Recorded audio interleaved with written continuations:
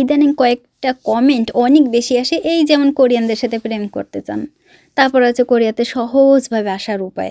তা আজকে কোরিয়াতে সহজভাবে কীভাবে আসবেন সেটাই বলবো। প্রেম প্রীতি আপনার যদি ভাগ্যে থাকে তা আপনার হয়ে যাবে, কোনো সমস্যা নাই। যে কোনো সময় যে কোনো মুহূর্তে যে কোনোভাবেই আপনার হয়ে যাবে, কেউ ঠেকাইতে পারবে না। তো ওই যে আছে না, কপালের লিখন না যায় খণ্ডন, সেই রকম। আর এই যে সহজভাবে কিভাবে আসবেন, সবচাইতে সহজ পদ্ধতি এখন হইতেছে স্টুডেন্ট ভিসা। স্টুডেন্ট ভিসাতে আপনারা যে কোনো সময় কোরিয়াতে চলে আসতে পারেন। না ওই যে ইন্টার পাস, ভালো মার্কস থাকবে, IELTS এইটা পাস থাকবে, বুঝছেন। আপনারা কোরিয়ান এম্বাসিতে চলে যান ঢাকায়, ওইখানে গিয়ে জিজ্ঞাসা করেন যে কি বৃত্তান্ত, কি বিস্তারিত, কোন ইউনিভার্সিটি, কত খরচ, কিভাবে আসতে পারেন, সব কিছু ডিটেলস একটু খোঁজ নিয়ে দেখেন। এখন তো বর্তমানে প্রচুর ভাই বোনেরা কোরিয়াতে আসতেছেন, লাইন ধরে গেছে, বুঝছেন, আসার।